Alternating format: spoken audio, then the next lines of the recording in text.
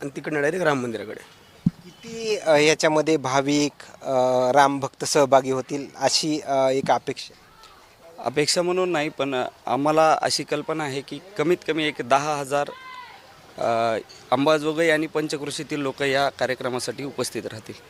कुठेही जर गोंधळ वगैरे होऊ नये याच्यात म्हणजे काळजी कशी घेतली जाते तुम्ही एक स्वयंसेवक नात्याने?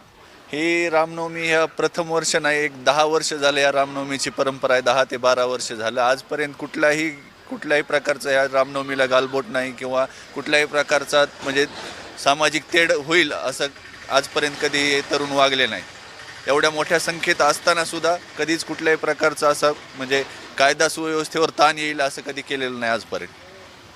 किती वेळेनंतर ही मिरवणूक जी आहे ते आता 1 तासाभरात निघणार आहे. एक आरती होईल, त्यानंतर 1 तासाभरात. मिरवणुकीमध्ये नेमकं तयारी कशी आहे? DJ आहे का?